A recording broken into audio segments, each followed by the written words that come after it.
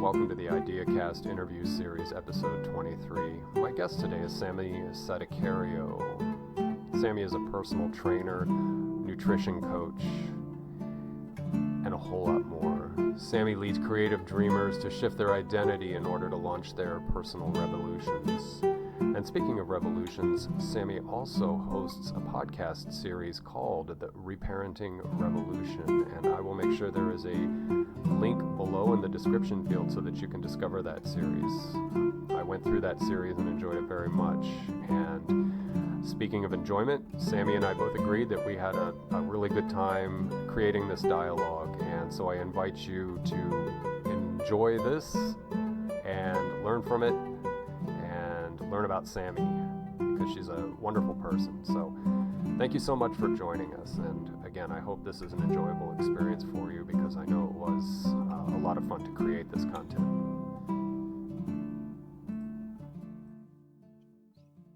Sammi, welcome to the IdeaCast interview series. I'm so glad to have you here today, and I'm looking forward to our conversation. Hey, Justin, thanks so much for having me. Yes, I've been looking forward to this. And so I want to just let the rubber hit the road right now and check in with you on a number of things. But can we start with a background and a bio of where you've come from and what brought you to where you are today? Yeah, absolutely. You know, it's sometimes difficult to make a long story short, and I'll do my best. I call this my superhero origin story, if you will. We've all got one. So I have an extensive background in performing in the theater industry. I have a degree in musical theater, and that was my identity for a very long time. As a child, I started at a very young age having mental health discrepancies, if you will, difficulties, attachment wounds, and it was all thrown into theater in a very unhealthy way. And it was a very toxic industry, right?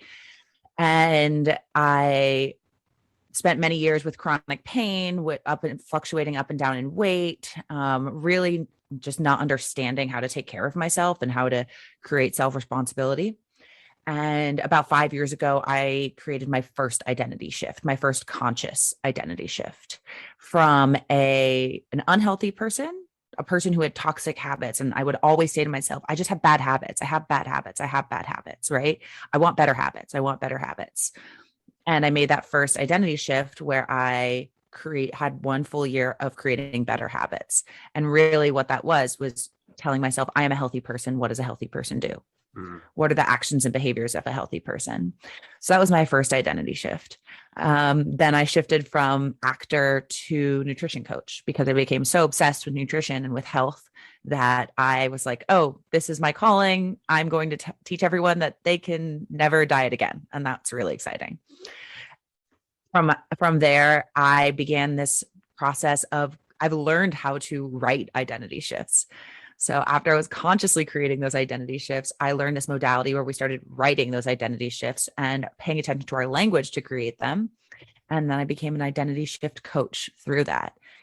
And throughout that, I also started shifting my identity of someone in chronic pain to somebody who is pain-free. And what does that feel like? What does that look like? What is that?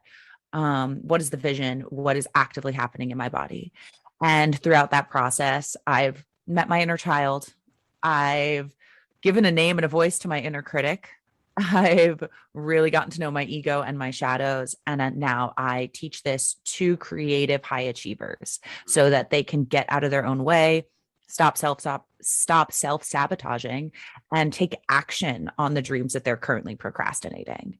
And all of this is with the mission of healing the collective through the healing of the individual. And each one of us doing our own inner work and healing that generational trauma and that generational mental health patterns in order to bring about a new generation of healed individuals.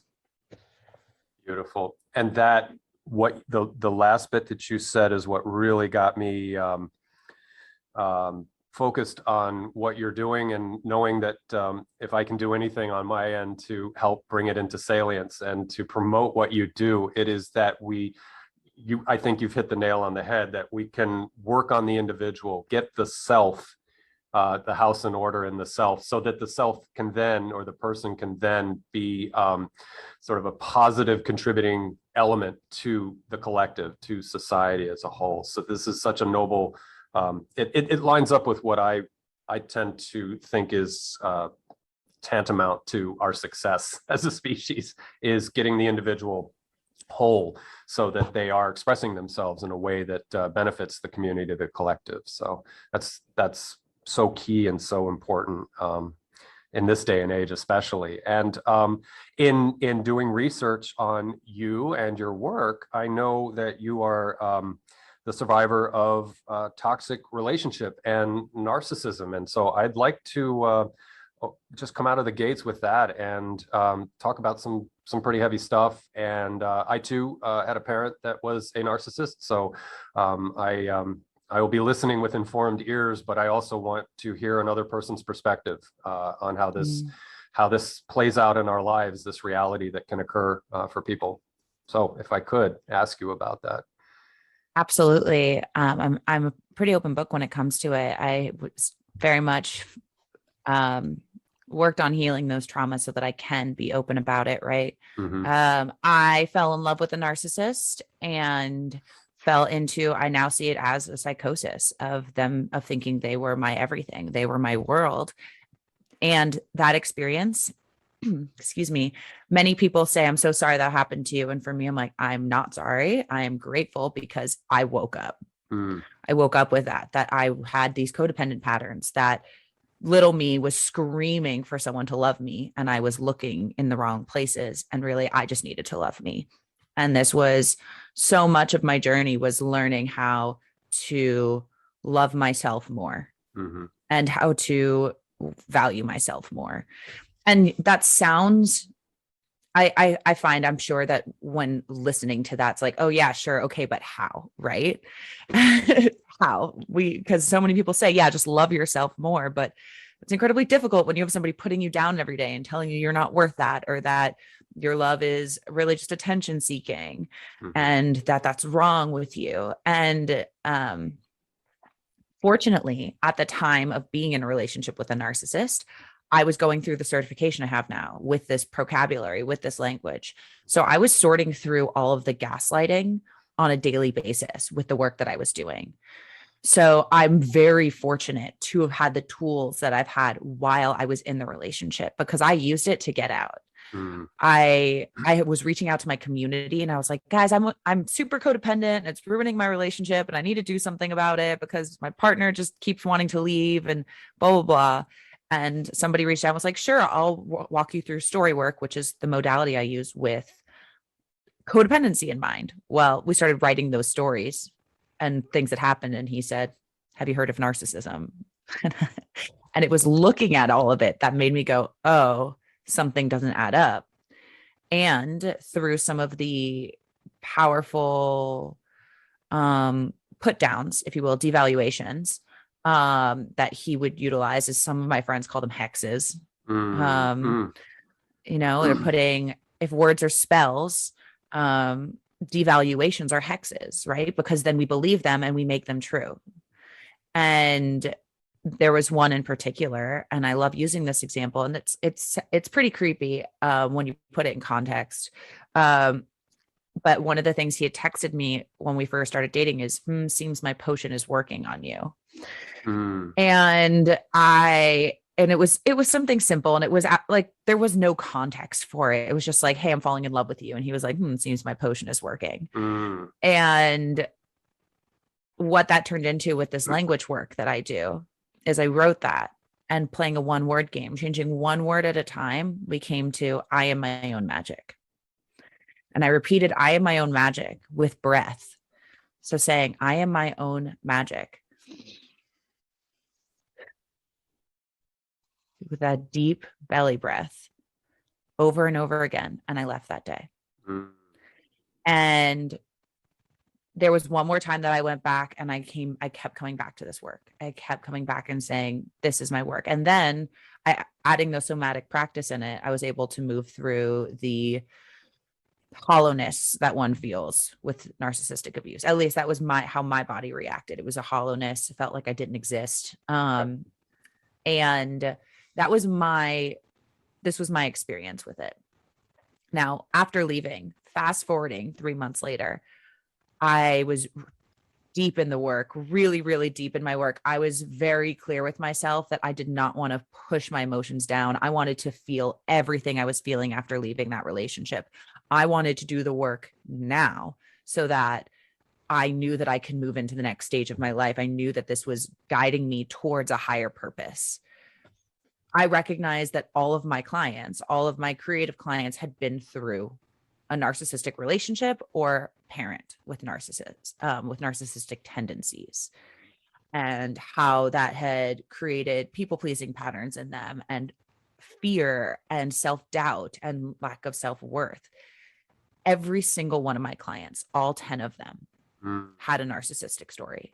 Okay. And it blew my mind. And one day I was like, okay, so I'm clearly calling people in, because I wasn't talking about it yet on social media. I wasn't ready. I'm clearly calling people in. What is this work? Why are we seeing such a high level of narcissism? One. So I, was digging into how our society creates narcissists, essentially, which I'm still digging into. And I'm actually talking to somebody who has more information on that next week, and I'm really excited about it. And how it's a generational trauma, really. We're teaching a parent has narcissistic tendencies or is unable to emotionally stabilize themselves. Let's at least say that. Right. Like a parent who is unable to emotionally stabilize or unable to emotionally regulate. Like my parents are unable to emotionally regulate. And so I learned that. And a child breaking that pattern by coming back to themselves. And children who are unable to break those patterns through whatever it may be, low income, inability to access mental health resources, or just not knowing that they can, not believing that they can. You have to want to change to create change. It's hard. It's not easy to create all these shifts, right? Oh, yeah. So now it seems it's meeting all these people who have been victimized by gaslighting, by narcissism, and are ready to step out of the victim mentality and step out of the devaluing thoughts and really work towards rewiring their nervous system to be able to function better post the narcissistic abuse. And I really find that this work, the writing, the narrative work, the story work that I do really lends itself to people who have been victimized by narcissistic abuse. When, not only for your own experience, but when working with people who are stepping out of a narcissist codependent dynamic, do you find that there's a vacuum there? I say this partly from experience, in that when you do remove yourself from that environment or that person, and you touched on some of this in what you were saying, is there a need for more vigilance, in a sense that I'm coming out of this, I'm vulnerable, I have to understand what my recovery looks like. And so there's a front end and a back end, and is there support in that, and is there a system that can be put to use for people for that when they come out and they're vulnerable and they're confused perhaps, or just not grounded yet and not finding themselves in that? Absolutely. I would say first and foremost, like, I'm not a crisis counselor. Okay. So it's really important that people who are exiting a domestic violent relationship, whether it be emotionally violent, psychologically violent, or physically violent, that they see somebody who does have more expertise with crisis. In addition, a lot of the work that I do is about getting out of victim mentality.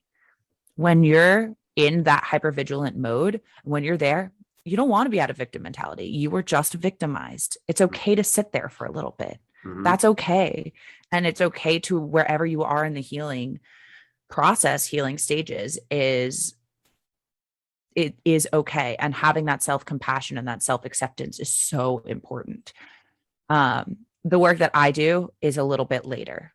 Okay. It needs to be, I find, because in my opinion. Now, I personally was ready to go deep in the work that I do immediately out of that relationship.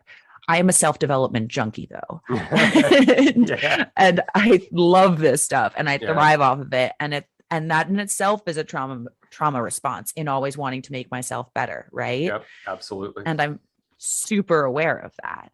And that was how I dealt with the trauma. Okay, I'm going to apply this now. I'm going to dig into this now. And I know that the CPTSD does last much longer than just a few months. Like it does recur, and knowing how this works helps me. Mhm. However, I do believe that if somebody is ready immediately out of the relationship, they're like, screw that. I'm ready to step into who I am now. Mm. And I am ready to unlearn what I just learned, because when you're in a trauma bond, your nervous system is learning a lot. And and the gaslighting, you then believe so much about yourself. Your reality has shifted, right? Your identity has shifted. So for somebody who is ready to unlearn those patterns, for somebody who is ready to unlearn the programming that was just put on them by a narcissist, absolutely doing this work through writing and through breath work and through moving through and out of victim mentality and into self-responsibility can absolutely help somebody who is right out of the relationship. And it is important for me as a practitioner to note, are they ready? Is this the right move for them? Or should I be sending them to somebody who is more prepped for them to be in crisis mode? A refer out kind of scenario. Yeah. What is my scope of practice? And I do want to touch on that real quick before we go further, Justin, because I do see that being a huge issue in the coaching space and in the therapy space. Am I the best person to help this person? It is my ethical responsibility to make sure that I am doing what's right by the client, by the person I am serving, rather than, oh, I just want to help everyone. Yeah. Incredibly important. Yeah. Yeah. Because that can go into fixing. And yeah, I can see how that could spiral out pretty quick. Now, one thing I noticed in my experience is that two of the things that I can speak to that I brought away from my relationship was from an early age, I was in a problem solving mode. And I've learned to be the neurotic problem solver who can't rest until, there's resolution. And because of the violence that I experienced as a child, I wanted to make sure that things, de-escalated and situations were solved so that there was peace. And so I went through the neurotic stage of that where I couldn't rest unless I knew that there was, and it didn't matter what the situation or who the actors were. It's just that I had to make sure that was solved. But then I came to work with that and temper that a little bit. And I could be self-deceptive, but at my age, I like to think that I've been able to hone that into something that's manageable. So it's inherent in me. It started at such a young age that it's just been part of who I am. But rather than seeing it as something that has to be dispensed with or disposed of, that I could sort of turn it around and make it an asset from a liability, so that now I am much more regulated in that sense, that if I know it's something I should have no business getting involved with, that I don't need to be the deal maker or the peacemaker or the problem solver, that I can turn it on, I can turn it off. And then the other neurosis or whatever arose from those years was I projected my trauma in terms of conflict. I was a conflict junkie, and it became, it manifested because of the conflict with the one parent, the narcissist.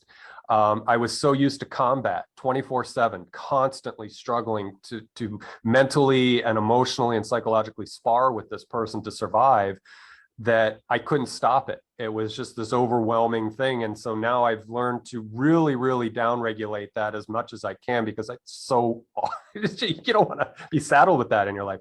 But I think in a way to try to convert that into something that's useful or pro-social is that I feel the conflict, I feel the tension building up, and then perhaps the problem solving, negotiating aspect of myself can step in and say, wait a minute, see this for what it is. Know that it's not a conflict. It's just you reacting and then wanting to project your conflict. So do you see that in those recovery stages where people obviously bring these modes or these traits out, and some can be managed. Some should probably be, again, like you said, refer out to somebody who can work with, if it's to the point of a pathology, that people can manage these things.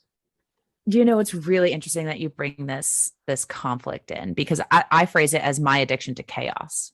Yeah.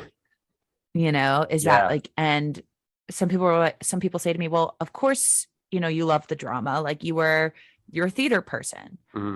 Yes, that's part of my conditioning. My conditioning is like, is that addiction to the gossip, to the chaos, to the drama coming out. And when there's peace, I get bored. And this is, the 5 stages of transformation. Number 1 is awareness, is self-awareness. So how aware can we get? We're always going to be uncovering those layers, right? That's part of it. That's a big part of my program coming up, is let's figure out what you learned so that we can unlearn it. But first step is, where are you currently at? And a lot of that's done through the inner child work. So we have this, emotional inner child that's running the show. When we're emotionally reactive, it's our inner child speaking up, right? When we play, it's our inner child playing. And that's a huge part of my life right now. My friends, my partner here hears me talk about little Sammi all the time. Right. Checking in with little Sammi. What does little Sammi want? Yeah. And and that work particularly, I truly do believe, can be a healing modality for just about anyone, particularly anybody with childhood trauma. I do have quite a few clients who are children of narcissists as well. And I also do want to add in, and this is something that's new for me talking about publicly, is I am a grandchild of a narcissist. So my parents, my mom experienced narcissism for many years. And so she was emotionally reactive, and her emotional reaction was passed down to me. And now I'm healing that. So it runs in my family, but I didn't understand that until I was in the relationship with a narcissist. And then everything else made sense. Okay. And then I met little Sammi, and even more made sense.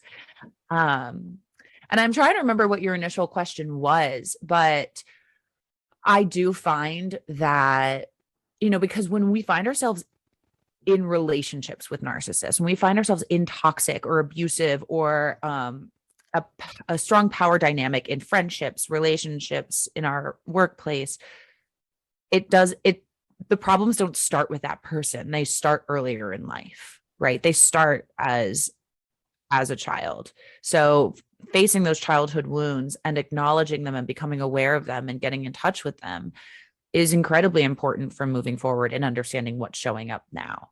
And if we're not acknowledging the past, how could we possibly show up today? If we're refusing to acknowledge the wounds that we have, if we say, oh, I'm healed, I'm done with that, well, then we're not doing ourselves justice and serving ourselves best. And I find that that's something that is coming up in so many ways right now, of meeting people who are emotionally stuck. Oh, I've already dealt with that. I've already faced that. I'm like, okay, but you're still telling yourself the same story in the same way, with the same patterns and the same behaviors. So have you dealt with that? Yeah. And I do that with myself, and I'm feedback I get a lot from people in my life is how self-aware I am. And sometimes, once again, it is a trauma response. If I'm aware of my faults, then no one else can be, right? This is very meta. And one thing I said yesterday is there was a car accident like 2 miles away from our house, and we live in the boonies, so like there's rarely excitement out here, right? And that's the thing, is I saw it as excitement, and I was like, whoa, what is this addiction to this drama? Why is it that I'm excited about this car accident right now? What's going on? Yeah. And I acknowledged that and gave just put some light on that shadow.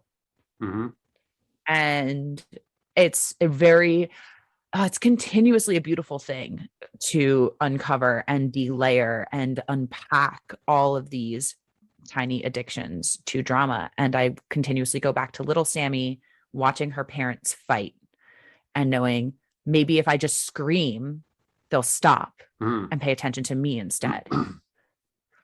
Maybe if I scream, maybe if I cry, bang my head against the wall, I can control the situation. Yeah. And here I am learning how to stop screaming and stop trying to control the situation. Yeah, absolutely. Absolutely. And, I'm sure some people, when we talk about the inner child, their eyes start to roll and they're like, oh, that's new age woo or whatever. But I think what you're doing and the way it should be presented that you are doing is that that is an anchor to, like you said, it is part and parcel of who we are. It is. And when you and I had our pre-meet, I quoted Wordsworth there, and I said, it is the child that is the parent of Wordsworth said the man, or we could say the person. The child is the parent of the person, and it's really, to me, that speaks to the idea that you really do have to check in with that aspect of yourself, that part of you that didn't have many choices, that didn't have any outlets. Like you and I, we can be self-aware, we can regulate, we can be therapeutic in our own self-sufficient way, but they can't. And so to embrace that part of yours. And when I was younger and I was very vicious and nihilistic, I used to joke about taking my inner child out and pummeling him even harder. I was just my way of just being, contrarian, I guess. It's like, but really, you do have to settle in and understand that it's still there. It's still in you. I also joke that I'm Arrested Development for myself, that I'm perpetually a 19-year-old. I'll always be a 19-year-old. I'll be hopefully I live to be 85 years old or whatever it is when I finally pass away. I'll still be 19 inside, right? I'll still be that crazy kid. And I respect that and I honor that. So I don't try to feel like I'm stunted in the sense that I'm 19 and I have all the negative stuff that comes with being that age. But I just love the fact that I can still be 19 inside and still touch base with that part of myself. And it has positive attributes too. Like it keeps me young at heart. It keeps me curious and adventurous and having the audacity to do certain things. Whereas some people, I'm in my early 50s, and some people in their early 50s have just sort of resigned to, being in a stasis or in a spot in their life where they're not necessarily charging or, and it's, of course, it's all contingent on how we lived our lives. But, like I said, at 52, I'm still like, I just want to go and learn and do more and have this wonder about the world. And so I'd say I'm rambling here. And I say that just to come to a point that, if you harness the energy of that child, it can do so many wonderful things for you, no matter your age, no matter where you are in your life. So the fact that you incorporate that in your work, I think is gold. I think it's so essential in bringing someone to completion or wholeness.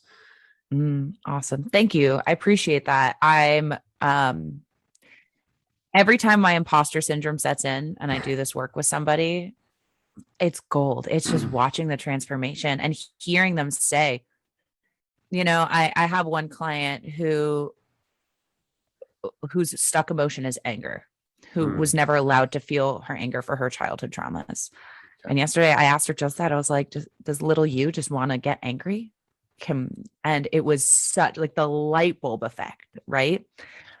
And it's mind blowing every time, because I love this work. I just geek the heck out about the work I do. Yeah, I do. Like I eat, sleep, and breathe this stuff. And my friends are all my friends, my partner, like we're all in this community of inner children, light workers. And story workers. We're all language nerds. We talk about how our words affect what we do, like what words, where you turn the steering wheel, the car goes. So if I'm using words that are putting me in victim, if I'm using words that are putting me out of my power, then that's where I'm going to be. If I'm using words that put me in my power, solid talk, strong language, then that's where I'll be. And it's also mind blowing. I do want to touch on something really quickly. Sure. About the inner child and narcissism, because when I first started researching narcissism, as everyone goes through the phase where they're like, I need to learn everything. I need to understand what this is because it's, how you deal with the pain. One of the biggest things I recognized was that my partner at the time was stuck as a 6-year-old. He was stuck as a 6-year-old that lacked empathy. Everything that happened in life was he had a trauma response of his father's abuse. So every time I would do something that felt out of control to him, like he couldn't control me, it was him. He was having those flashbacks, and that's what the gaslighting was. That's what the stonewalling was. So I, as an incredibly empathetic person, can recognize that. Now, I know I can also protect myself, but how interesting it was, because I was doing meditations at the time of his inner child and my inner child, like meeting each other and being able to talk. And, this was still, I was very stuck in my codependency. I needed to save him. I needed to save, right? That was part of the psychosis of the time that I've really worked to let go of. But we're talking about narcissism and we're talking about inner child healing. Narcissists are just stuck children, emotionally reactive, stuck children in adult bodies. Yep. So it is part of the problem of, even more emotionally stuck children. And that's, my podcast is called the Reparenting Revolution, about parenting our child, our inner child, ourselves. So it is narcissism is an important part of this conversation, because we have all of these emotionally stuck adults who are showing up as stuck, wounded inner children. And it's part of the cycle that we're seeing in society today. And the more people that we can bring back to healing that inner child and to more emotional stability and less emotional reactivity, and bring into that mature state, the sooner that we can see that trickle out to the world and trickle out to the next generation. I love it. I love it. And, since I mentioned Wordsworth earlier, you just mentioned the inversion process that can, as we said a minute ago, adults who have those faculties and capabilities and tools available to us, that we invert what Wordsworth said, that the child is no longer the parent of us, the adult, that we are reclaiming that power, but in a loving way, in what a parent should be. And so we can recreate the parent-child relationship with our inner child through, and I could be wrong, but there's the 4 or 5 different types of love, and there's the agape, which is the forgiving love. It is the bonding love. It's usually the higher love that they talk about, and the eros, which can be misinterpreted as erotic, but it's more the sharing love. And it is between family, it can be between partners, but it's that love of commitment. So in other words, I'm getting fancy here, but the love that can flow in the opposite direction, as opposed to the child who is wounded and then sets up that cascade of all the things that you've been explaining when it comes to narcissism and so forth.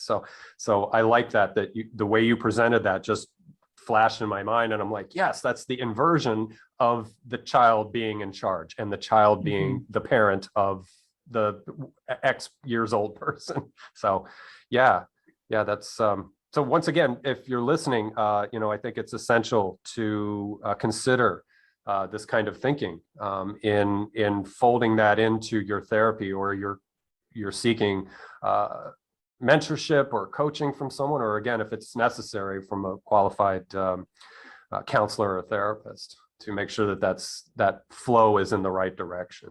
So yeah, absolutely. Beautiful. And I would say a lot of people come to me after they've gone to therapy, and they said, okay, I've gone to some therapy, I've done some digging, and I want to go deeper. Especially talk therapy. If you've only done talk therapy before, the work that I do is really great for you, because it's going to take you to that next level of awareness. Okay. Because I get you writing and then reading out loud what you just wrote. And there's so much power in recognizing how we're telling ourselves the same stories over and over, and the same traumas in the same way over and over, and just re-solidifying. So those are when I say seek out a qualified counselor, I like to take people on who have done that and are ready for the next step. That's where my happy spot is. Yeah, absolutely. That's a great happy spot too.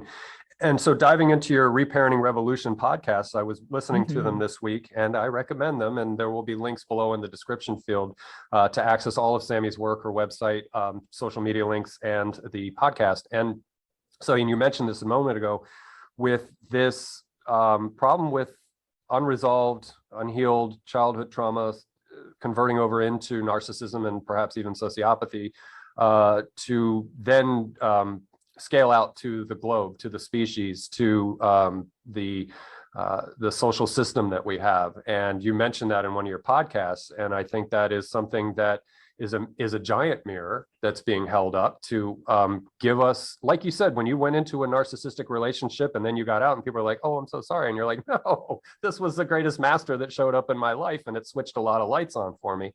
I think, we can see the whatever you want to qualify it as being a train wreck or slow motion apocalypse that's happening in our culture right now and across the board, that it's also that master that's showing up for us, that we have the opportunity to, we're in control. We are, to a degree, and that ties right back to what you said, that if you get the individual in a state of wholeness and they're vibrating in just the right frequency, that they can be a little more harmonic and less out of coherence, and can feed that into the system, so that we're not 7.5 billion trauma projection experts, contributing to something that the outcome will not be what we want. And so back to your work and a lot of other people. It's not just you, but I mean, this is why we're having this conversation, is that you are bringing something to the fore that is essential at this time. And so if you want to speak to that and what you see in the global sort of collective narcissism and the toxicity that is being generated in that regard. Absolutely. I'll speak a little bit on my reparenting process and how this has brought about the reparenting revolution. My addiction to drama, my addiction to chaos absolutely spills into, my political beliefs and in my social change beliefs. My parents as a kid will always say, you're so righteous. You're so righteous. And it's really like my anger, like I need to change the world. I need to save the world. Right. Like all these things are going wrong. Why are people being abused? Why are people being oppressed? I don't understand. Why can't we just have free love? And I'm such a hippie. Like I'm so very much like free love. Anyone who meets, I've had beautiful feedback in the past 2 weeks from two good friends of mine of Sammi just wants to be loved. And that's so true. And I hug everyone I meet, and such a hippie in that way. And also this intense rebel revolutionary, right? Okay. Mm-hmm. And I'm very aware that revolutionary is part of little Sammy's chaos. So and I've been recognizing that, and it sent me into a spiral a few months ago because I was just putting myself in a fear state every day. I was waking up in fear and just living in that fear and unable to get out of it. And it was making me so depressed. The fear of an uncertainty, the fear of what's coming, the fear of this quote impending apocalypse, if that's what we want to call it. Like I make jokes about the apocalypse, but what if everything is happening exactly as it's supposed to, right? We're learning the lessons that we're supposed to be learning. So what are we going to do with those lessons? And that's where I was. How do I channel this? How do I take this fire I have and I channel it? In a healthy way. And I knew it was a podcast because I love to talk. I am a performer after all. I'm still the actress. The MC is still within me. Yeah. It's a big part of coaching and teaching and being a leader, right? Yeah. Being a motivational speaker.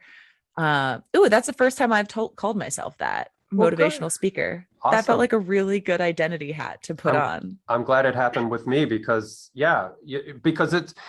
go together. It's like a Reese's peanut butter cup, not to be corny and cliche, but really when you're speaking, you should be motivating people. And of course there could be a shadow side to that, but you are on the light side with what you're trying to do. So it's good that you motivate by speaking. So yes.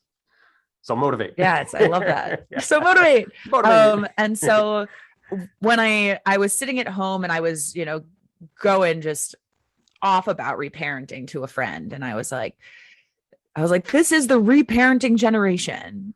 Bam. This is the reparenting generation. This is the generation, the people who are alive right now, I would say for the most part are trying to do the work and are trying to heal this and are trying to, we're saying something's wrong here and we need to fix it.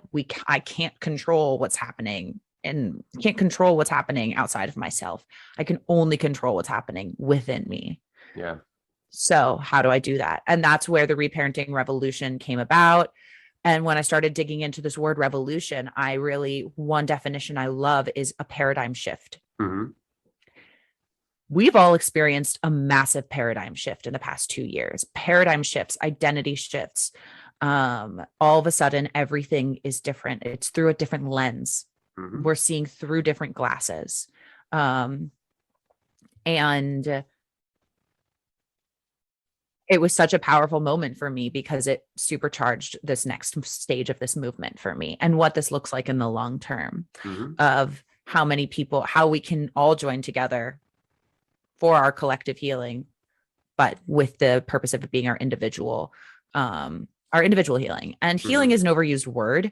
There are other words we could use for that. Transformation, up leveling. I'm really liking the word rise. Yeah. What are you rising to next? Right. Particularly because it feels like when you're constantly pushed down, how can I rise into myself? So I've been, this podcast is for me and my mental health and my creative health, and also to teach people more about the tools that I use, have some of the discussions that I'm having with my very intelligent friends about how we're experiencing the father wound of the world right now. Our relationship with authority, how we're experiencing our mother wound right now, our relationship to self, self-responsibility, how we've lost self-responsibility in the 21st century because we don't cook our own food. Everything's at the touch of our fingers. Everything is right in front of us. So we've lost our innate survival, self-responsible instincts. Yeah. And that's been a part of my journey, is learning skills to create self-responsibility because I don't have them and I feel unsafe because I don't have them. Yeah. And how can we stay calm and how can we be happy and still feel peaceful even when it feels like the apocalypse is coming, even when it feels like there's just fear being thrown at us? So how can we lean in and how can we trust that it's what's meant for each and every individual body and soul that's here? It's funny. Part of me is very woo. And I like to bring it back into the grounding. I think that it's really important to bring everything that we're doing in the spiritual work, and I'm using air quotes there, and in the mindset work, to bring it back to the nervous system and bring it back to our purpose here on this earth right now in this lifetime. And although this mission is so much bigger, because like I said, I do want to change the world. A part of me is like, let's change everything. Let's rip it all up. And that's unrealistic. Yeah. Untenable. And yeah. Right. And our revolutions, we know something is wrong. We know something bigger is wrong right now. And it's so much more than just COVID. It goes way back further. And that is the point, is yes, we could talk about just the past 2 years and this current event, or we could talk about how this current event fits into the landscape of everything else. Yeah. And once again, how we are showing up today fits into the landscape of our childhood wounds. Yeah. And those parallels. So it is so important to expand the tunnel and recognize what this is within history. Now, unfortunately, we've been lied to about history. And we lie to ourselves. Yeah. I mean, we've been gaslit for decades. Yeah. We lie to ourselves by agreement. Exactly. Oh, well said. Well said. And a lot of the past few years for me has been learning how to uncover the truth of myself, learning how to see more sides of the story than just what I'm seeing, and continue to shift that paradigm. And we are going to continue to see paradigm shifts as we move forward. More will be uncovered. I can't pretend to know the truth. I can guess at the truth. I can try to dig into the truth. But as soon as I think that I know the truth, I've lost it. Yeah. And more will be uncovered, and it will hurt. And we can expect in 2022 we can expect more fear. Mhm. We can expect more fear because that is how we're being controlled in so many ways. That's how narcissists control, with fear, Of right? course. Yeah. So what do? Continue to do the work. What do? Learn how to show up Hmm. even with that fear. Learn Yeah. how to breathe, learn how to regulate our nervous system, learn how to take care of ourselves again, learn how to get back to health, learn how to supplement our health, even on a low budget. Do the best you can, 1% better. What is 1% better you can do? Okay, you can't afford organic food. Okay, great. Let's at least get you eating vegetables. That's cheaper than McDonald's. In the end, Yeah. it will be cheaper than McDonald's. Um, let's get you at least eating more rice rather than bread. Let's at least get you sleeping better. Free health, like Hmm. focus on your sleep, get off your phone. Yeah. What does that look like? So all of these baby steps do add up to a healthier society. We're just so addicted to the chaos, and we're Yeah. so addicted to the drama and the dopamine hits that we are not moving towards that. So we Yeah. need to continue to create these identity shifts, these revolutions within ourselves, these self revolutions, to see the massive shift that we want Yeah. in the collective. Yeah. Yeah. And so to flow with you on that, I would say, first of all, apocalypse means revelation. So it can be good or bad, right? So apocalypse can lead Cool. to Armageddon or extinction, or it can lead to a reconfiguring, which is, like you said, a paradigm shift. And I think, obviously one of the more in-your-face issues is the COVID issue that's come up. And I think that was a provocation issue in a collective sense. So in other words, you have minor political flare-ups, you have minor cultural and social flare-ups, but COVID was in our face and we couldn't escape it. And so it's one of those things where it presents itself to you. What do you do with it? And I noticed in my ecosystem, in my world, that it was a good thing in a way that some people who were spiritually bypassing or not necessarily being sincere with themselves started losing their minds during this situation where we were isolating and we were being told to, like trick poodles, jump through hoops or do all these crazy things to try to prevent, the plane that's already kind of hit the mountain, and, whatever you want, however you want to read the COVID narrative, whatever's going on with it, people were starting to come unglued. And those were people whom a year prior, whom I've known for several years, were, like really tuned in and really, walking that path. And it's like it shook them. And so I think in a way, as you said, it's not going to be pleasant. It's not. So this to me was a great emergent system or process that has rattled our cages. It's gotten people in fear. And fear is a good opportunity to recognize where your ability to be resilient, I always like to call it grace in the storm, where you can have a maelstrom, just, like Dorothy in the Wizard of Oz, just stuff flying everywhere, but you're still somewhat centered. Or if you get knocked off centered, you can recalibrate really quickly and get to your center so that this maelstrom does not impinge upon your sovereignty and your ability to be a collected individual, which is what you're working on with people and what we would all want to have for ourselves. And then the other thing that I would add, perhaps, without going too off on a tangent, is that community or communitas or collective association can start out small, and then it can connect, where there are people who are working through what is going on. Like you said, the global gaslighting, and, it can be multi-headed. The gaslighting system can be multi-headed. It can be the state, it can be, business, it can be, and my biggest, if I get on a soapbox, it's marketing. It's like you said, everything can be delivered to your couch now. You don't ever have to leave your couch because you're just too busy to do anything. And we're going to make you as helpless as we possibly can. So, for me, the devil right now is just the advertising that tells us that we don't have time for anything. And now if you're a mother, if you're a mother of two children, disregard what I said, you're out. But like people like myself, I have no reason to, like you said, not learn how to take care of myself.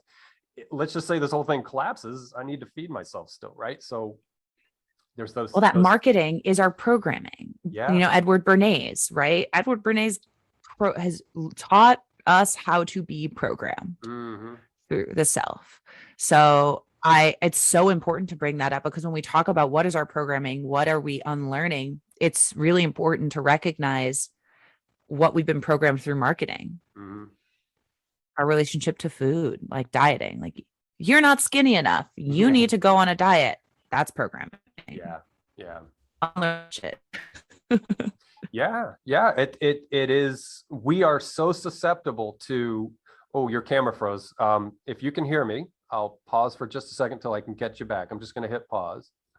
Oh, all righty. We're back. But yeah, I mean, marketing, we are still primates, right? And we have a limbic system and we have this executive system, but the limbic can, so it's like, we got to really be careful how we can be impressed by incoming information. And so, yeah, I totally agree. Now, was that the, you were mentioning something in one of your, was it cybernetics? What was the system that you were talking about? Psychocybernetics. Yeah, Maxwell Maltz. Okay. Basically using vision casting to create a new identity and match your behaviors and actions to it. I use a blend of psychocybernetics and James Clear atomic habits with my identity shifting work. Okay. So using this vision casting of who is the, how do I currently view myself? What is my self-image? How do I change that self-image? And what visions, affirmations, brain rewiring tools and tools can I use to become that new self-image and live through that? Because for example, if I always see myself as someone who is late, then I'm going to be late. If I hold the identity of somebody who shows up 5 minutes early, I'm going to be 5 minutes early. If I hold the identity of, and this is a huge one for me, is the identity of somebody who's addicted to chaos and addicted to peace. Like I'm working through that right now. And I know I'm having a lot of trouble with that self-image of finding that addiction to peace. Like I know that that's my hurdle right now. Okay. And that's my integration hurdle. Like, yes, I've done the work. I've done the writing. I've done the visualizations. I've worked through it. I've done EMDR around it. But you can sit in a session. It's about the integration. So how do we integrate? Through our daily behaviors and actions. Makes sense. And that's where the atomic habits comes in. That's where they blend together. What is a 1% better action I can do to create an addiction to peace? I can sit and I can meditate for 5 minutes in the morning. And yes, and once again, we hear these tools all the time, right? It's like, well, of course, if I meditate, I'll feel better. Okay. So do you have the identity of someone who takes action on feeling better or not? Or do you have the identity of somebody who waits passively? I personally am continuously cultivating that action taker. And I'm also cultivating the knowing when to rest as well. Yeah, that's essential. Yeah. Yeah. So what are the 1% actions and behaviors I can take this week to create that new identity, to create that, those behaviors? And this is not fake it till you make it. This is be it till you are it. Yeah. No, when you're talking like atomic little quantum moves that, it seems counterintuitive that it is actionable, intention-oriented, progressive movement, but I think we operate much better that way than taking on this tectonic shift and then saying it doesn't, and you're just like, well, I tried, and it didn't work because it was too overwhelming.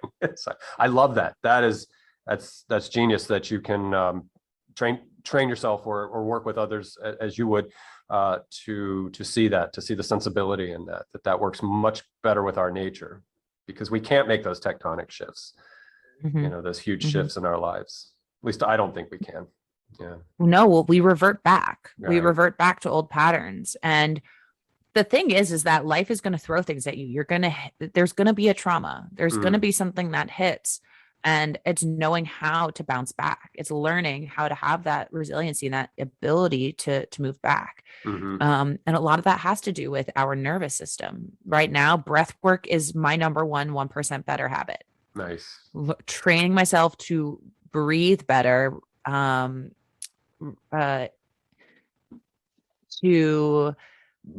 regulate my nervous system. Okay.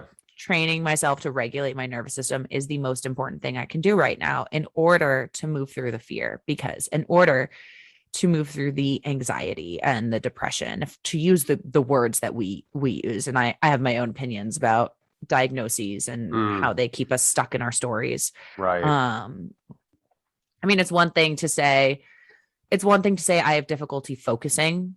It's another thing to say I am ADHD, and to give yourself that identity over and over again. And there's, especially when there's so many studies that are showing this increase in ADHD is actually inaccurate. We don't have ADHD. We have a bunch of people who are addicted to their phones. So that's my 2 cents. Once again, I'm not a doctor. I'm not a therapist. I'm not giving anyone diagnoses. I think there's relevance because it is a sort of synthetic ADHD where you are doing 4 things at once and you are not necessary. Because I was diagnosed as a child as having dyslexia, and that morphed into ADHD in the 90s. And it is kind of like an archetypal character of yourself. So it is the committee of you. And I do have that aspect of myself where I'll have 3 tabs open and I'll be listening, watching, and maybe distracted by something else.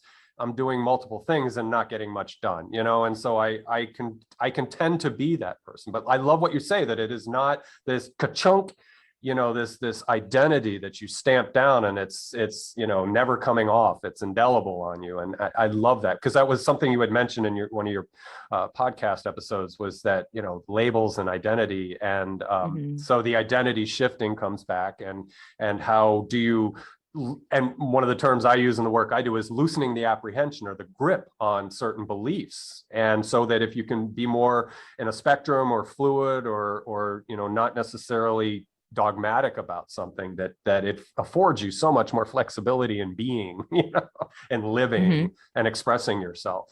So I love that part of what you teach. Think about it this way: there's a cost benefit analysis to strong identity. So I identify as something. Well, okay, so what are the payoffs for it, and what are you paying for that? To have that. So that's one way to look at it, I suppose. Well, the ego is always going to search for identity. The ego is always going to search for boxes, right? So it's important to know that the identity exists. We're not like, I'm not currently working to rid myself of identity. You can't. I'm looking at the identities that I hold to be true, and how I'm allowing them to be true by fixating on them and by following that actions and behaviors of that identity. Right. And I'm consciously, and there's ways to get into the subconscious as well, with light therapy, I personally like to use somatic work to check in what's happening in my body right now. How can I shift that? That's where I'm currently at. I would love to get into more of the unconscious work with oh my God, my mind is deciding to turn off. There with more visualization work, with more getting into the subconscious and unconscious. I'm currently not there in my practice yet, but there's 5-year goals. There's 6-month goals. Oh yeah. So this identity shifting, and it works in really basic ways. Like, you can apply this work to wanting to lose weight, right? Why do you want to lose weight? Who will you be at that weight? What do you want to feel? What are the actions and behaviors of that person that you want to become? You want to become somebody who keeps weight off? Well, really what you're looking for is somebody who is healthy, somebody who has the identity of the gym is an important part of my life, and fruits and vegetables and protein are an important part of my life. So I will take the time, I will make the time, because we don't have time. We make it, we create it. Yeah. And I will prioritize that in my life. If I am somebody who wants quick fixes, that's what I'm going to search for. I'm going to look for that diet. I'm going to look for that pill. I'm going to do the thing that will only last a few months. I personally have experienced the detriment of quick fix solutions my whole life. I've watched my mom do it. I've watched my dad do it. And it was what was put on me as a child. Here's your medication. And then we're going to leave you. Yeah. Or we're just going to have you talk about things. And I really refuse to subscribe to that now. I've met so many people who have healed insane diseases, diagnoses, and disorders. I've met so many firsthand accounts of people who have completely shifted their chronic pain, who were once in a wheelchair and are now walking, through the past 2 years of this identity shifting work and meeting other people in the mindset space and in the behavioral health space, to know I've met too many people to know that, or to believe that a quick fix will change anything. It takes time. It takes putting in the work. It takes accountability, and it's so worth it. My life is so much more free now that I have shifted the chronic pain identity. Yeah. I am able to dance full out with my whole heart. I climb mountains. I rock climb. I do the hard things. Do I run out of, do you know the term spoons? That's a thing people use, like, oh, I only have so many spoons, when they only have so much emotional energy, right? Okay. When I run out of spoons and my fatigue, I ask myself, okay, rather than, oh, this is just who I am, what am I doing to my nervous system? Did I get enough sleep? Did I feel well? Have I had enough water?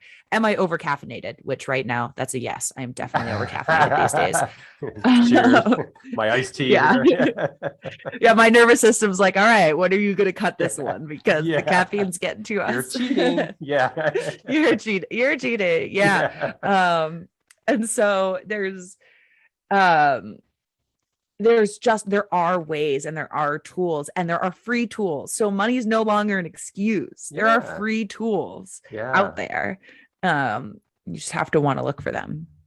Absolutely. And without sounding like a judgmental, critical person, I would say that all of us in the modern world, in first world, Western world, have sort of strayed from the idea. Everything you were just sort of talking about was instant gratification and this sort of immediacy of cause and effect. And so there was a time not that long ago when I think it was more about, like you were saying, the atomic management and the atomic process. And so things came at a more of a glacial pace, but that the rewards were there and they showed up for you, and rewards or the accomplishments that you're seeking. And so I think that is something that can be a renaissance in our Western culture, and it's happening. I mean, people are focusing on Buddhism a little bit more, and so they teach the impermanence, and they teach the Eightfold Path and so forth like that. And some of the stuff that's baked into that is to understand that there is no, that you really have to be disciplined, and you have to work towards things, goal-oriented and solution-oriented mindset to get to a destination, but you're not even trying to get to a destination. It is more the process that is, it's continuously unfolding. It's just this continuous process. That's what I like to work with people, is to say, don't be so destination oriented, just be more of the process and the experience oriented, and know that therein will lie your gratification, as opposed to seeking that forever changing goalpost that you're looking for, or that destination that you're looking for. And it could almost apply to what you were saying about truth earlier, that there's a show on YouTube called Closer to the Truth. And I love that, because it's like, we may never ever arrive. We'll get to a lot of little small T truths, the little cross T truths, but never maybe so much big T truths. Is it important?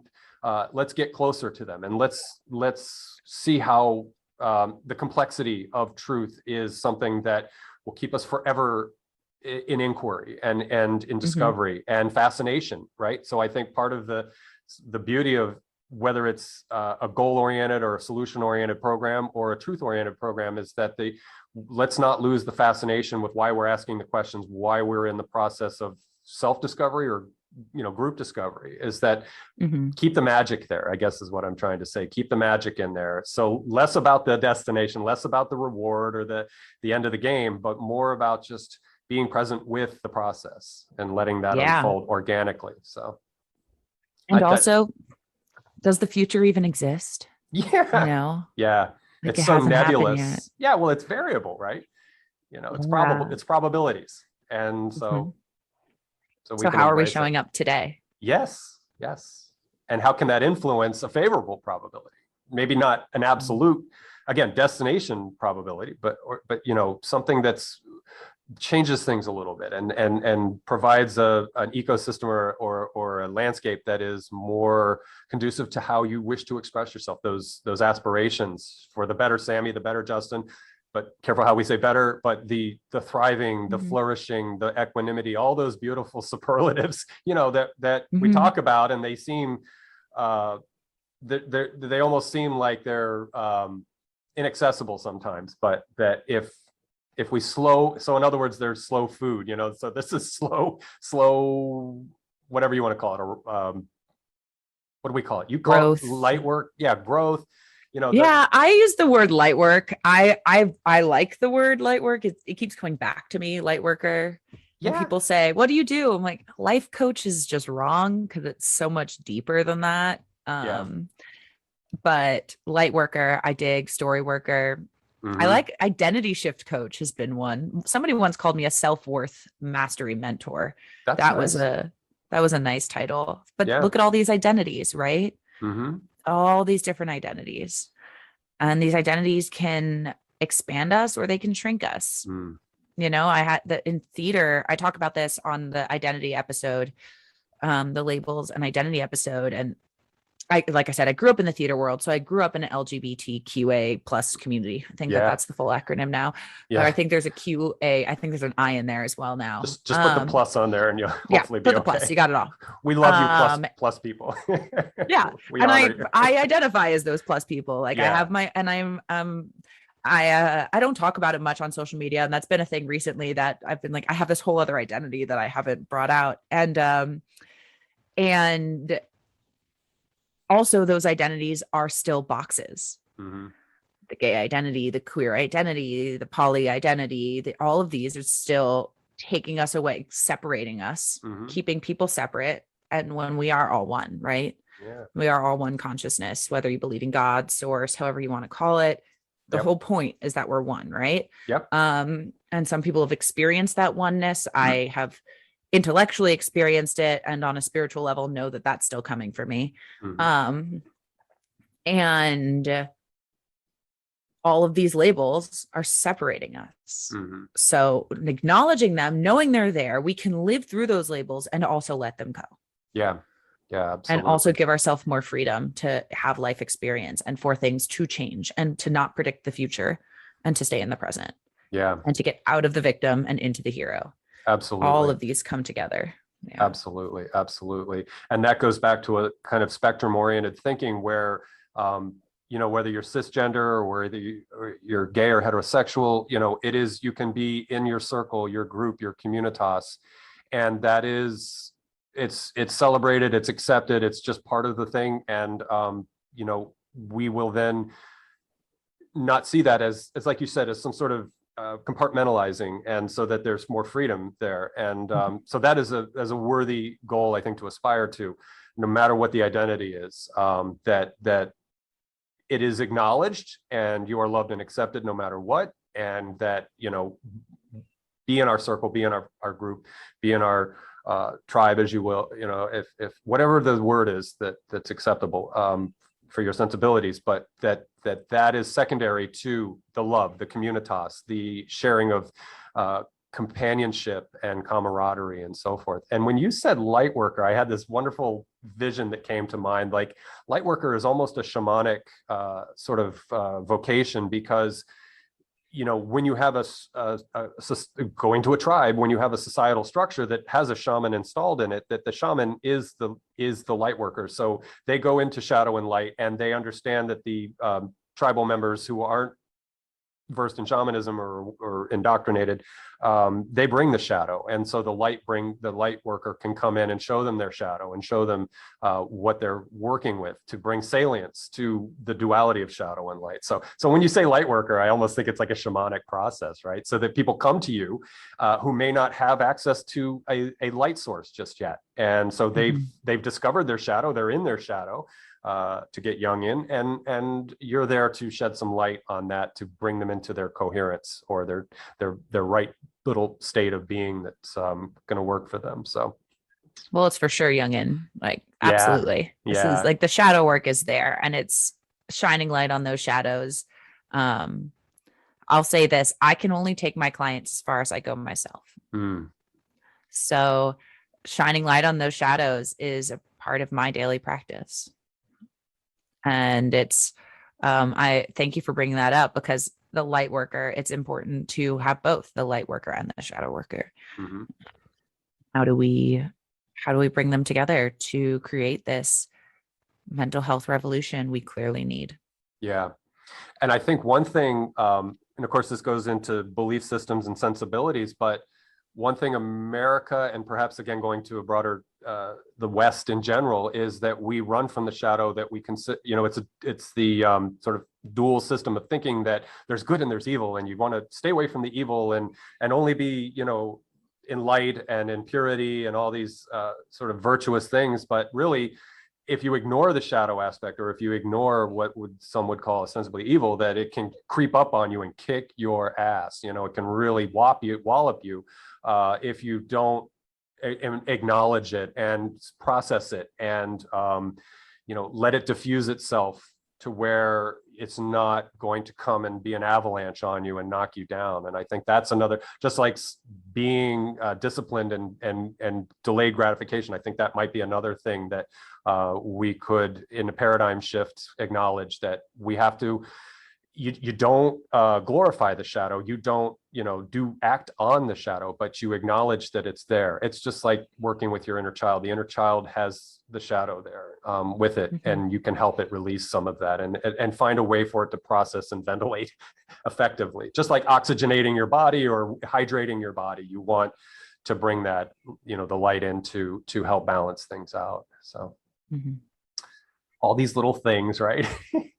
Gosh, I mean, I could talk about this stuff for hours. This is what I talk about. Like, this is what my friends and we hang out, we have dinner. This is what we're talking about right now. And that's, that's where it was when we were standing in a circle. I was standing in a circle with 4 dear friends of mine, all beautiful, heart-centered men.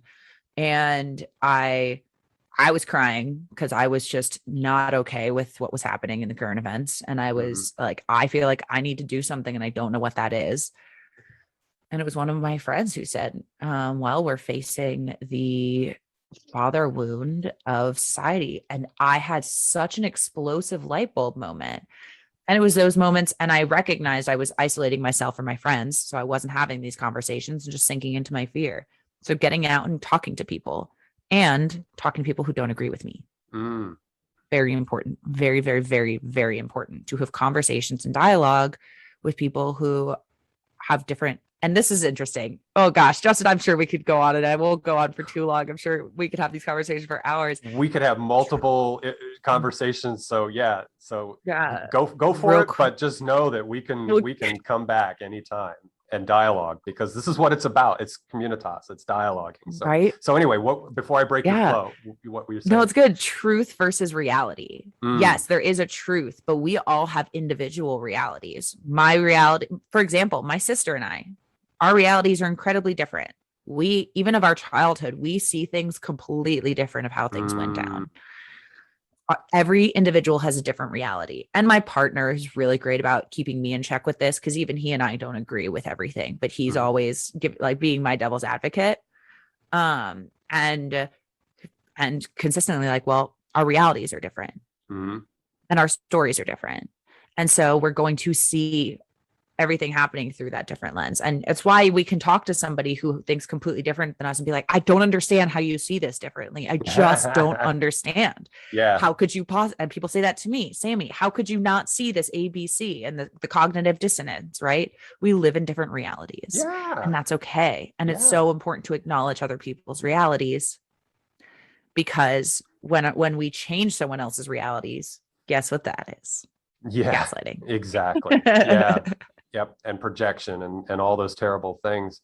One tool that I try to employ that keeps me grounded in that sense is, and I mentioned to you that this to you before we hit record on the conversation, is sort of, I try to play that skeptic role, where and by skeptic, I don't mean a cynic who already has a decision made up and I'm going to counter your point and so forth. It's more that I just want to ask questions, and I don't ever want to stop asking questions, and I don't want necessarily to have an answer gel in front of me. It's that whatever comes back to me, then I will formulate another question. It's almost like the Socratic inquiry, or what life coaching can be based on. And it is, I want to know more. I want to ask more questions. So if I come up to somebody that I may not necessarily jive with, I'll just probably end up asking a lot of questions. And so in a sense, that's disarming for them, because then they may then soften their position a little bit and show a little more flexibility in what their narrative might be. Not necessarily, but they may then say, oh, well, I can have a sort of perspectival shift to a degree here, just because you're asking interesting questions. But for me, again, it's never about wanting to win at anything or impose what I have maybe in the way of views on people. It's more that I just want to know. I want to ask questions. And if there's reason behind their thing, then I'll say, wow, yeah, I get that. So in other words, I might consider myself a centrist culturally and politically, but I want to know what the center right's thinking, and I want to know what the center left is thinking. And I want to understand the center right, because sometimes I do get a little confused about some of the talking points or the belief system in there. And so like you said, I force myself into a situation where it might not be terribly comfortable, but I'll find a way to do it. And I'll say, okay, now I get it. And now it makes sense to me. And I understand some of the psychology there as well. It doesn't matter, whatever it is. I'm just picking on that for an instance, but that's helped me not to be so bound up and so frustrated and like, what the hell is wrong with everyone but me? And it's like, I can then have a little more freedom and a little more space by only asking questions and this could be self-deception, not ever pretending to know anything necessarily. I can infer, I can put out speculation, but if I can always try to keep myself grounded in the idea that I don't know anything, I don't have any answers. And that's what Greek skepticism is like, we can never know. Knowledge is impossible. And I love that to a sense, but we do have to ground ourselves in certain things. But the spirit of that, I think, is important, that I don't know anything, and I can't hold to anything necessarily. I can work with things, I can have models and ideas of things that can help with a conversation and communicating. But like I said, ultimately for myself, I think if I can try to practice that, I find myself getting less put off by anything, I guess, or judging people, is to say, I just don't know anything. Honestly, I don't know. I can speculate, and I'll say that, but at the end of the day, I don't know. I don't know anything. I just ask questions. Well, there's such a fun balance of that, because there's the keeping the skeptic and keeping the Socratic method, which I love. I prefer to say, I don't know, I just ask questions, right? I prefer that mindset and it's also helpful for me in my healing journey of saying like, no, I don't know. I don't know. What if I don't know? What if I'm wrong about all of it? Awesome. And still having that abundant self-trust. And part of that is a lot of people, many of my clients have the same patterns, like, language patterns, one of them being soft talk. That's what we call it, of I don't know. Want to be like, I don't know. And my question 100% of the time is, what if you did know? What if you did? And that's just asking those questions and digging deeper. So what do we mean when we say, I don't know? Right now, where you and I are saying, I don't know, in terms of like, I'm not going to pretend to know everything and project my opinions on everyone. Right. Where so many people are like, I don't know. It comes from a place of lack of self-worth and lack of self-trust. Okay.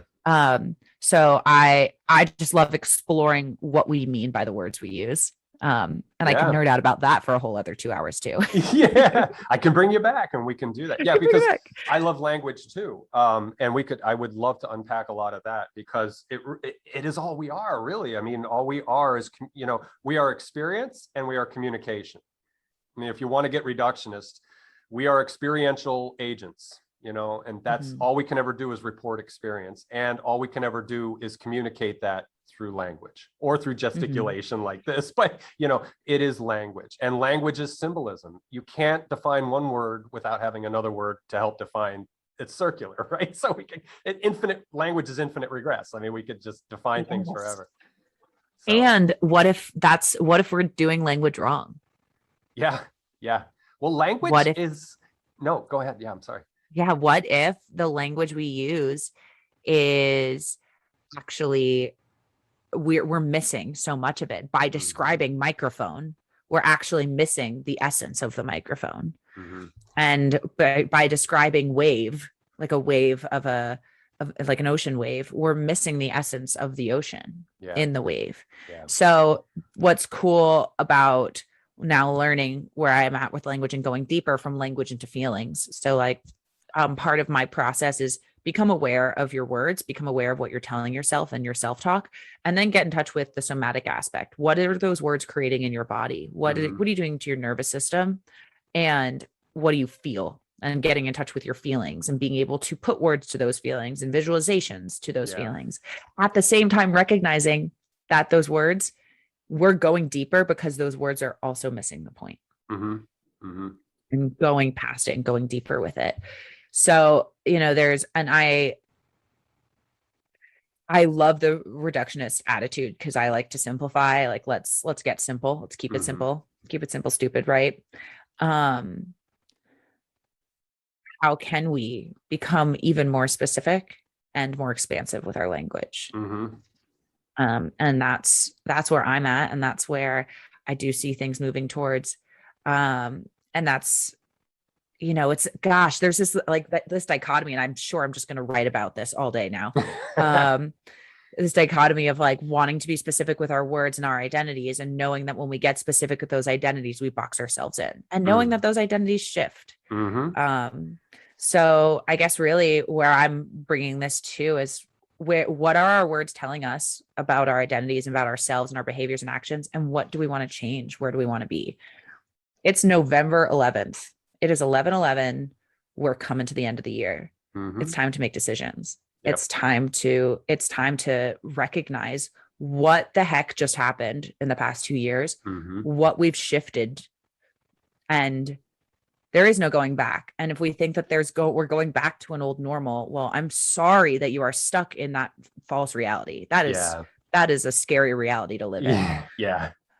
Let's stop pretending, and let's move forward stronger and more resilient and more emotionally aware, because that is the only way, no matter what happens, whether you think that all of this is over with and we're just going to keep moving forward and life is going to be normal, or you think that there's like an impending doom coming, either way, we've recognized that something massive shifted, this massive trauma bond, this massive traumatic experience. Now let's face it, heal it, acknowledge it, give it the love, give it the care it deserves, and move forward into the next identity. We have to stop there because that's a great way. That's something to leave people with, to be their skeptic. And so again, when I define skeptic, it is an inquirer. You may have a small agenda, and you do need an agenda, but what you just said, for each individual one of us, we need to be our own skeptics and ask questions. And so my question would be exactly what you said. What do we do with what's been given to us, or what emerged? And how do I shift, and how do I become fluid with it? Or how do I acknowledge my rigidity in things? Or how do my fear response to things and my outrage at being manipulated from multiple bad actors or systems? So let's if you're okay with it, let's wrap that up for part one. Yeah. Well, I was going to lead that straight into plugging my program coming up. Yes, let's do that. Let's wrap up with accessibility to your work. And again, everything's going to be down in the description field, but I want you to go ahead and let us know how we can get a hold of you and work with you. So if we could end that way, that would be great. Yes. Right now, the only way to work with me is my group experience coming up called Rise. Radical Identity Shift Experience. And we're going to be doing exactly that. We're going to be looking at what our realities over the past 2 years, how our childhood traumas, our inner child has been showing up in this reality. We're going to be setting goals and creating the identity that we want to bring into the new year. And because it starts December 8th, we rise December 8th. Nice. All the goals that you're setting for the new year, you will then have the accountability and the integration in January and February. So we're moving into February together, and I'm getting creative about what it's about, how to extend, right? About like, okay, great. We just made all this progress to February. Where do we go next? But at first it's 90 days together, 90 days into 2022, stepping into creating this new identity that can release some of the weight of what just went down. And the whole plan is to continue to create this revolution, this reparenting empire of more healed people. The people that I want in this group, this container, I keep calling it an experience because I want it to be collaborative. Because we're all craving community, we're craving collaboration. I'm looking for 10 creative high achievers who want that collaborative healing experience. Mm-hmm. So I'm really excited about it. I'm already sitting with the identities I'm shifting for the new year. Okay. I'm already walking with that future self, and I'm ready. I'm ready to find the other future self creators who are ready to rise. Awesome. So if you want more information on that, I am offering 15-minute Rise Discovery calls. You can check out my website or my Calendly link to book that, and actually to apply for it, because there is an application process. Mm-hmm. Because I want this to be a cultivated experience. And if you have any questions, or you want to ask, just, for lack of better term, shoot the shit with me about anything we talked about here, reach out on my Instagram. I'm sure the link will be posted below as well. Yeah. Absolutely. Yeah. All your social media platforms and your website will be available, as well as a link to your podcast on, I think, Spotify. I've listened to it both on Apple and Spotify, but I don't know I'm out of touch with that. So I'll just put the Spotify in. And if you just Google Reparenting Revolution, it'll come in. So on multiple platforms. So it'll be available there.